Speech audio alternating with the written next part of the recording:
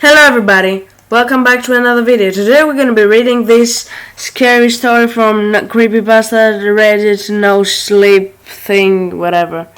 So, link for the part 1 in the description. Now let's go on with this. Now this place sure gives you the creeps, doesn't it? I couldn't disagree with Sandhu's assessment on the bizarre room we found ourselves in. The monitors only illuminated the area up until a certain point. However, we couldn't see any walls, which meant the place had to be bigger than what could be seen, either by a little or a lot. We couldn't know unless we decided to venture further into the darkness. Neither of us took that chance, so we kept it a mystery. Still, I didn't feel like anybody was there with us, so we allowed ourselves to relax a bit. I took the first sitting shift after lying back in the chair, focusing on the monitor. I thought that was the most interesting. Well, first match. Oh yeah, it's like go watch part 1 in the description and then come here. No. Match number 1, Wirehead versus Luz or something. Who was I rooting for? None of them. Nevertheless, I was morbidly eager to see these two horrific titans square off. Among us guards, we created an unofficial tier system ranking its respective void in terms of estimated threat they posed, to comparison with each other. Tornado was the weakest, then was tsunami, then was the hurricane, that was the mid. Then there was the earthquake, and then the asteroid, that was the highest, imminent death. Get the frick out of there. And also made subdivisions high, low, mid, etc. So, with that being said, Luz was around a high tornado while a Wirehead was a mid tsunami thing. A glaring difference between them, but not enough that would make it impossible for Luz to win. Wanna make a bet? I asked Sandhu, half jokingly. He chuckled. You know my luck's cursed, but I guess if we won't make it out of here alive, then that's 0 anyway. Luz was more of a defensive combatant, so it wasn't surprising when Wirehead initiated the conflict. He trailed his back around, still remains of guard flesh clinging to it, in a near mocking fashion at Luz. He was delinquent after all. Luz hardly reacted, of course, but that's just the way he was. In response, he stepped forward, electrically flickering through his hands and up to his forearms. Wirehead followed suit, unleashing a big swing at Luz's head, which he managed to intercept with his forearms. Nevertheless, the wire still pierced his skin. Wirehead followed it up with a headbutt. This time it connected with the flesh side of Luz's face, slicing him up rather gruesomely. Wait a minute. Oh. But despite his seemingly grievous injuries, he remains unwavering. That's the thing about the thing about Luz. He was incapable of feeling any pain, like I said. His origins were a mystery, but the one thing we knew that was in fact him coming from some ancient clan residing in the Arctic Circle. In fact, he was the sole survivor of an incident that decimated his village, and he was hungry for revenge against the unknown force that did it. Okay, after taking the headbutt, Luz was now striking rage. He formed his fingers in an arrow and drove them into Wirehead's solar plexus before electrocuting his insides. Wirehead quacked, quack, quack, quack in pain as he swung his bat in rage, just about demolishing Luz's ribcage. No reaction from him, though instead he took his other hand and wrapped it around Wirehead's neck. Any normal person would have succumbed to Luz's electrical shocks after a few seconds, but of course there was no normal person. And despite blood from his chest and blood pouring from his chest and his wound and the skin on his neck beginning to bubble, he picked up Luz by the torso and slammed him over the steel railing. He broke his back, yeah. Even without a sound, the mental audio of a spine, not a snipe. Yeah, he was a sniper too. A spine snapping, reverberating through my mind. Unsurprisingly, Luz didn't bat an eye. Wirehead went for the kill, tossing Luz's body to the ground before smashing it. Resembled nothing, so it began nothing. But somehow he was still alive. Yeah, the match is still playing it, whatever. Among the gruesome pile, I could see an eye blink. Once Wirehead was exhausted from swinging, Luz took the chance. Using the arm that hadn't been smashed into bits, crawled over and grabbed Wirehead by the foot, before scaling himself up to his neck. Once there, he drilled his fist into Wirehead's forehead, utterly shredding his own hand in the process. In the end, it was worth it. He was able to electrocute Wirehead's brain, finally causing the behemoth to drop. So I guess he won, Sanhu said. I guess? I had my own reservations about calling Luz's performance a victory. By the end of it, all of his limbs and his spine had been shattered, and not an inch of his body wasn't hosting a series of deep cuts. The good side of his face had also been chipped away to the skull, leaving only his eye and half his nose intact. And yet he didn't move with a hint of desperation and of concern, calmly crawling away from the scene, using his one mangled hand.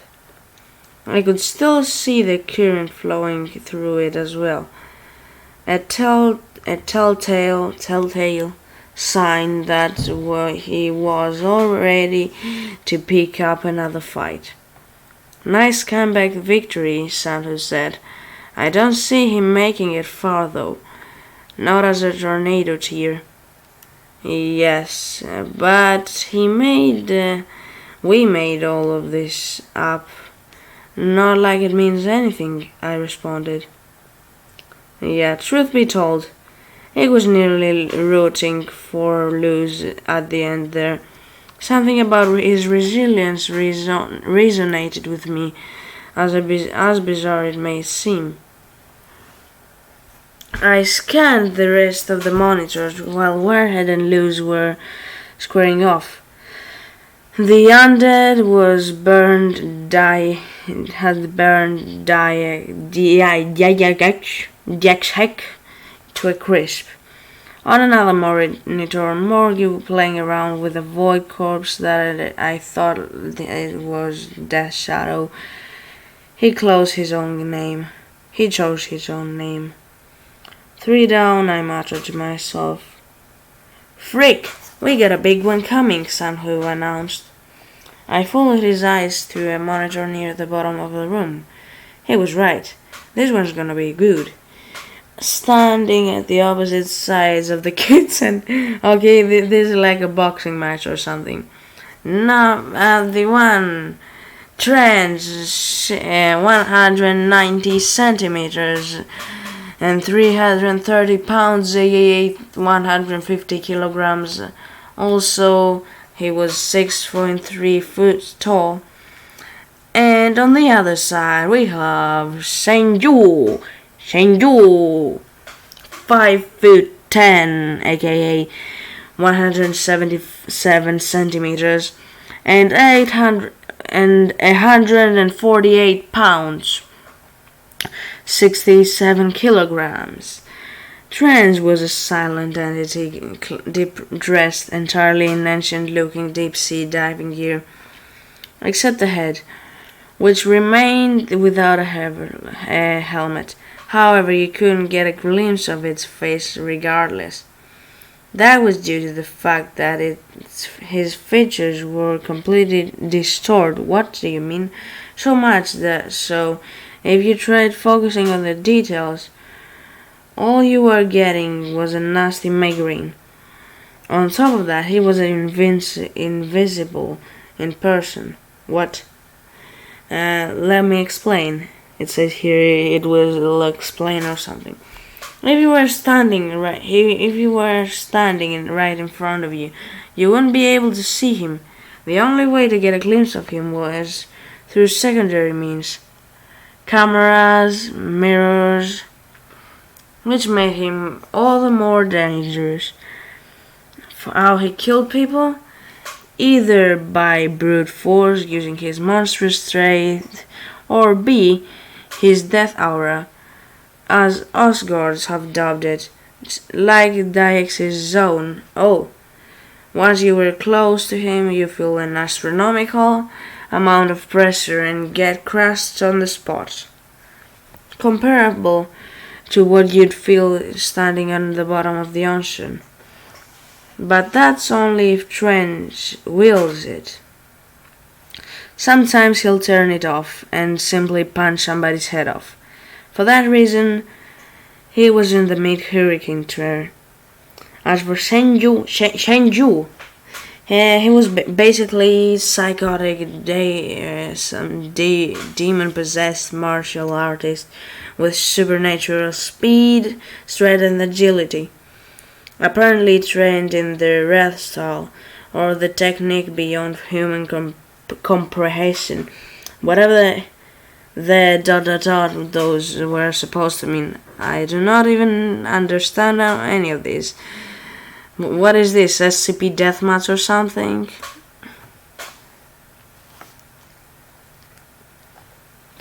When he gets serious, his eyes will roll to the back of his head and black veins will begin bulging out from underneath his skin. Okay, at that point he'll be moving so fast that his motions become unky and not visual, and like you can't see them. And a single punch from him will be enough to completely vaporize human head. But in all honesty, he is one of the least malicious voids of the bunch. If you're weak, like Asgard's, he won't even spare you a glance, granted that you stay out of his way. The only thing that he's really looking for are strong opponents to find. Okay? But when he can't find one, he starts to get antsy. And then the problem emerges. We've purged him at the low hurricane. Can Shengju even see Trench? Sanhu asked. I guess so, I responded. The question was worth asking, but I would have been surprised if Trench's aura invisibility simply didn't work on him at all. I wouldn't have been surprised if Trench's aura invisibility simply didn't work on him at all. That seems to be the case since Shengju decided to strike first. He rushed forward to an unfathomable speed. directing what must have been hundreds of strikes in succession at Trench. However, none of them faced the obscure diver. I could see Sanji's lips curling into a psychotic grin at the fact. He certainly found what he was looking for. The floor beneath him cracked as his eyes turned white and his weird veins began flagellating. If we couldn't see his tracks before, it was impossible now. He rushed forward, unleashing a maelstrom of lightning-like punches, elbows, kicks against Strange. This went on for about 5 seconds before he stopped at his tracks. Wait a minute, what do you mean? Trench had grabbed him by the throat, still not looking any worse for wear in the process. I could see Sanji's mouth, something to the effect of, "What the frick?" It certainly appears if Strange was too much of a tank for him to handle. Nevertheless, he got back up and cracked his shoulder into place while blood leaked from his mouth. And then he seemed to let out a shriek. "Crazy freaker," I thought to myself. What the hell did it take for somebody to become like this? Okay? It would really be cool to be like this. Like being able to teleport, teleport, run fast, punch people's head off, be like Flash or something, but I don't really care. It wouldn't be a useful ability that much for many people. At that point, he had seemingly given up on the technique entirely. Instead, he grabbed a handful of kitchen knives and began chucking them at Trench. While none of them pierced the suit, one of them managed to stick in his distorted head, which evidently dealt some damage. Trench flinched. He now can't use a move! Before getting the Trench used, taking a knife out and throwing it back at Senju, who in turn caught it effortlessly. At this point, he was howling in what I assume was some kind of freaked up sadomasochization or something. He had found the weak point. Senju rushed back at Trench, knife in hand, before slashing away his face. Spurts of vicious dark blue blood stained the kitchen floor. "Oh, my kitchen floor, now I'll have to clean it," with Senju's own face. Soon enough, the knife snapped, and Trench threw a desperation punch at Senju's temple. He managed to block it with his forearm, although I could see his bones cracking from the impact. He leaped back as his arms hung limp to his side, dodging a follow-up haymaker, whatever. Throughout everything, a grin remained plastered on his face. His veins were plunging out so hard that I found it hard to believe they weren't going to completely burst altogether. Okay? So his veins started going crazy. With one arm, he lifted a metal table and swung it to the side of Trench's head, nearly taking it off in the process. He wasted no time grabbing a large frying pan and punching it in at his incapacitated opponent, knocking them both over in the process. He then took a position to stop Trench's body, furiously slamming the pan onto his face. Martial arts, eh? I could hear sound to mutter. After what must have been 250 blows, the pant broke. On the ground, Trench's head had been obliterated no less than 50 strikes prior. Senju tossed the scrap metal aside and looked up at the ceiling, presumably screaming, his lungs sore in sheer combative delight. Well, it looks like our tier system means nothing at all. I chuckled. Well, despite the morbid scene unfolding in front of us, Sanhu shared a laugh with me. We were at the point where we were the absolute absurdity and danger of the situation was beginning to faint from our senses. Hell, I supposed we were enjoying ourselves, as freaked up as that may sound. We kept watching as Senju got up and stumbled around, evidently disoriented from both his injuries and the successive fits of fighting spirit, rage, euphoria, whatever. He took about 4 steps before his head exploded, throwing the two of us watching for quite the loop. Another figure stepped in the frame, from whom we recognized as Satan Bot. Oh, and the one... well, whatever.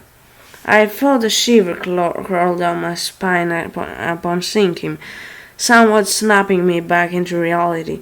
Despite his comical name, Satanbot had to be one of the most frightening voids out here.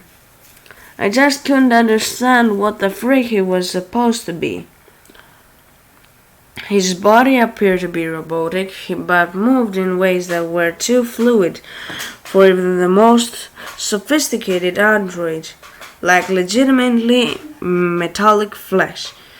It was honestly magenting to look at. On top of that, he literally resembled the freaking the bad thing that you shouldn't say himself. Reddish black, scaly screen metallic cell, a mouthful of exposed razor-like teeth, rectangular shaded crimson eyes, a pair of large metallic mechanical wings, and a long trail ending in something that resembled a 3-pronged spear to boot. For whatever reason, he also had a rocket launcher atop his right shoulder and a Gatling gun connected to his left hand. No, these were not mechanical modifications, they were literally connected to his body. Oh, this is gonna be going bad.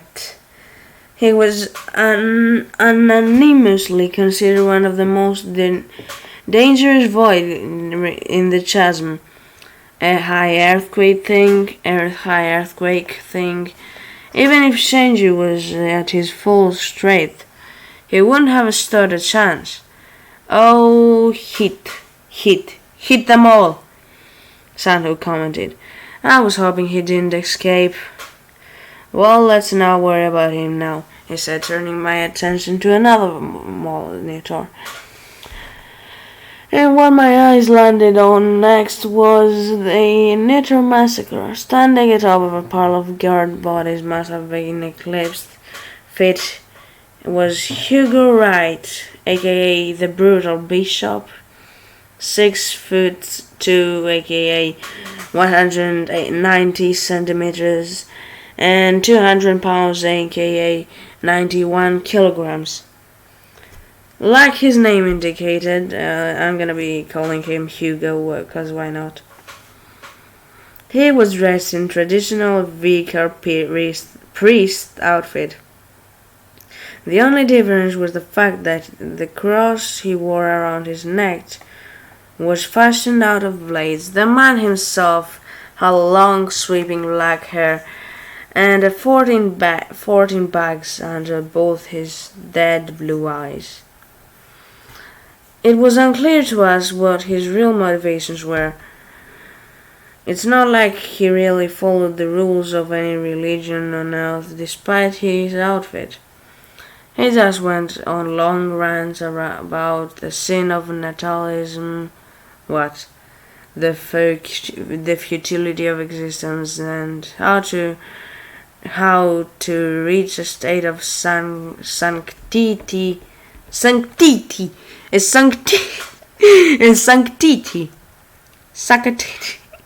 whatever, a sanctity. Yeah, what is a sanctity? I don't know. A sanctity, whatever, sanctity. We must, I'm gonna call you sanctity, sanctity.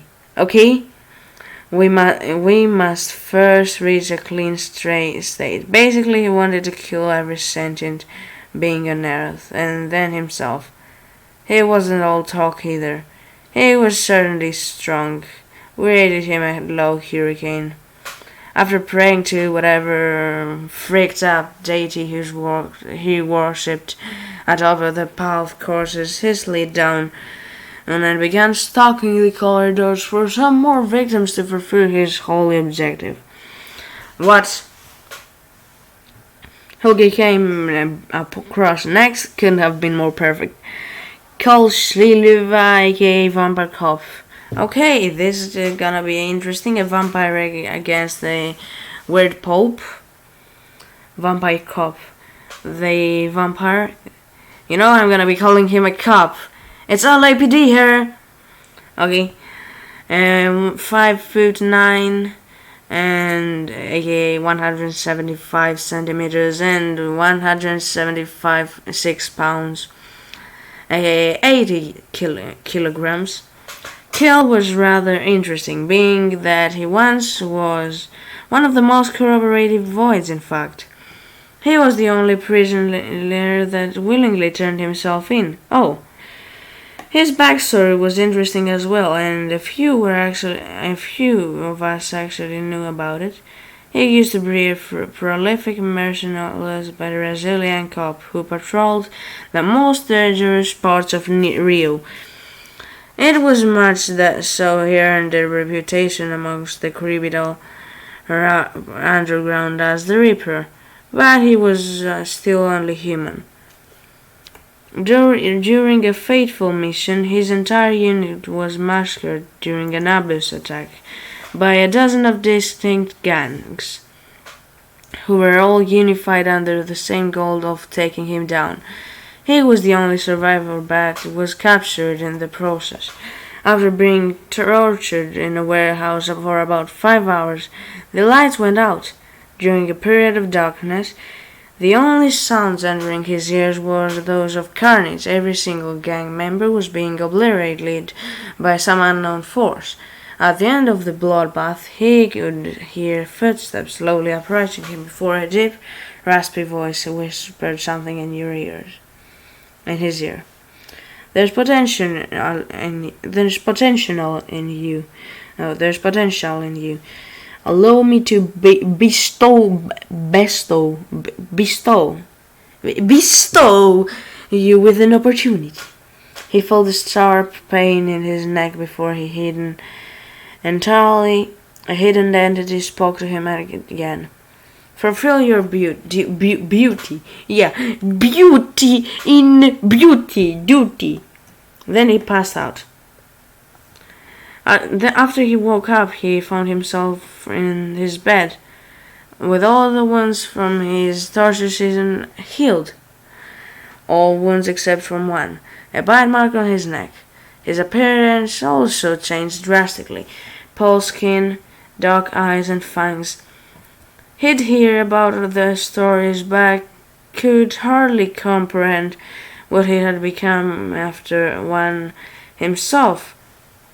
While he couldn't handle being exposed to the sun anymore, he found himself with superhuman strength, regeneration, which he used to brutalize criminals at night as a vigilante. A vigilante! However, it didn't take long for him to go too far. One night he went into a frenzy, breaking into a house of a suspected bad person and killing everybody inside, everybody including the rapist's innocent mother and daughter. His resolve in regardless to justice has never been wavered, remaining strong no matter what he went through. For that reason he could hardly live with guilt in his consciousness, and walked to the police station he used to work at, turning himself in to his former colleagues that all thought he was dead. Of course, news spread quickly. That's when CIA stepped in, transferred him here to the Chasm. He put up no resistance. In fact, deemed the Chasms a place where he 100% belonged. Safe to say that he was a rather bizarre case. We still put him on low hurricane, same as Hugo. Hugo, who is Hugo? Do you mean this weird guy who's... Let me go see real quick. Well, anyways... Oh, Hugo, this weird Pope guy.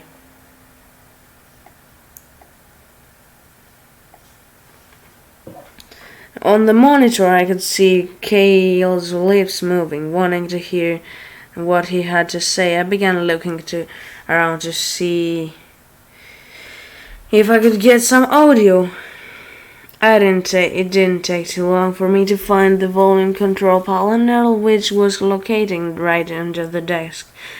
Thankfully, whoever set this weird place up took the liberty of labeling each switch with their respective monitor, turned the volume up right into the middle of Carl's spiel.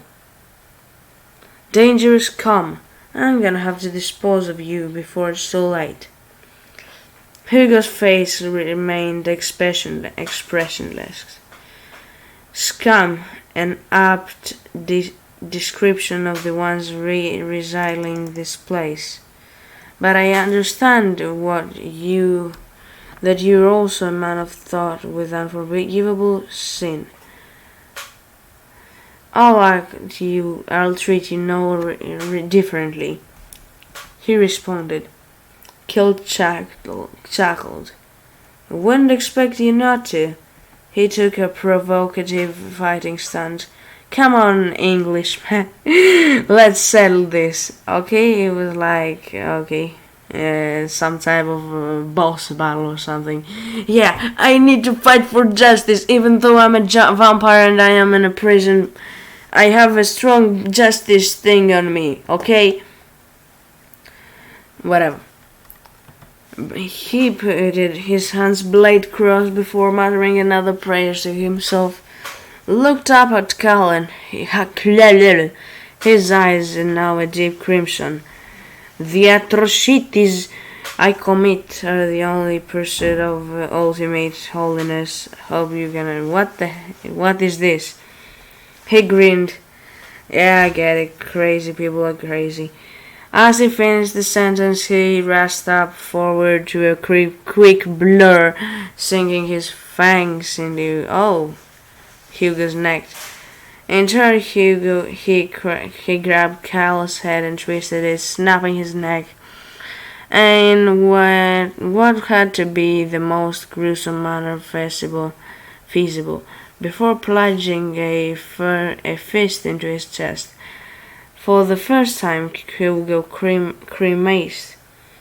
What's wrong with your heart? He asked, before retracting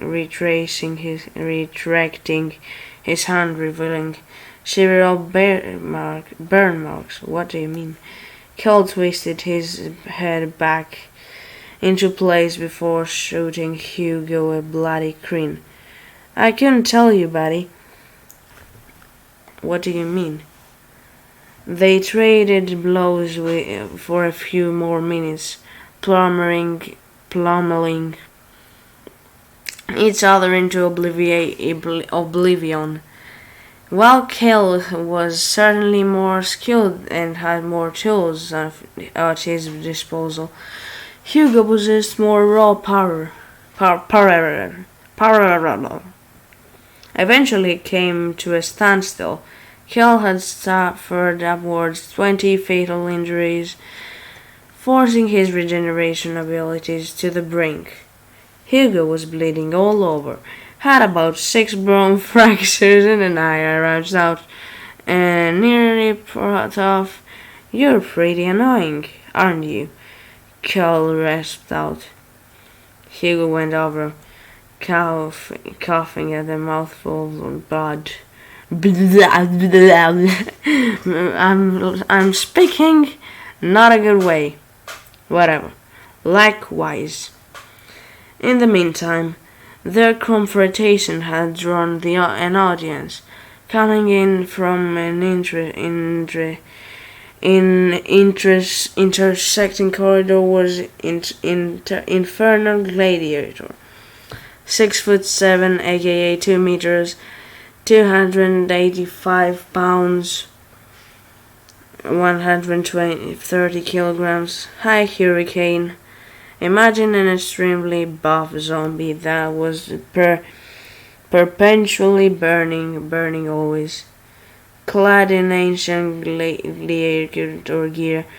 That was him. In one of his hands, a gigantic flaming sword, another one, 2 leashes, both having their respective voids at the neck, from the neck, crawling at his feet like dogs straight from hell. Wait a minute, what did he say? 2,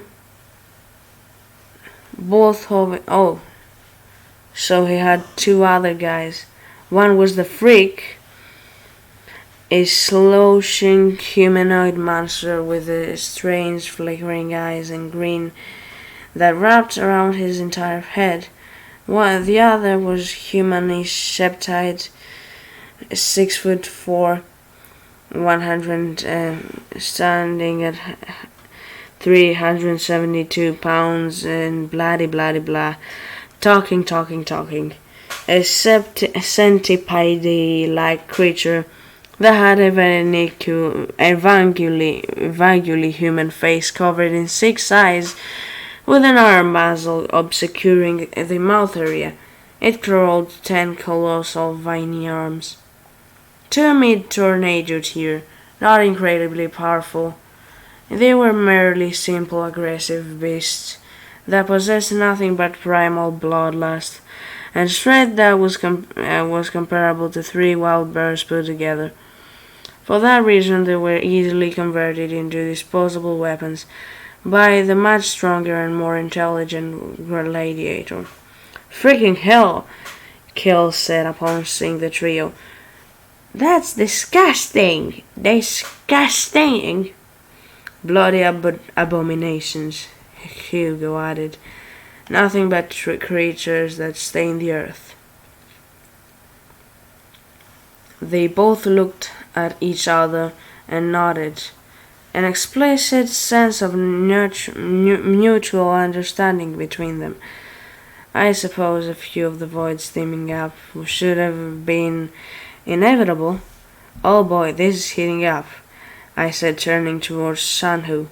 He didn't respond at first, instead looking as if he were trying to focus on something that wasn't the screen. What is the matter?" I asked him. "I think there might be somebody else here. Don't turn around, just keep watching. Pretend you didn't hear it." "It's not like I had to pretend. Hear what?" I thought to myself.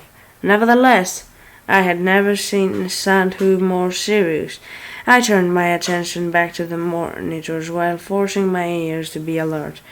10 seconds later, I heard it. It was soft for sure, but I wasn't surprised I hadn't noticed it up until that point.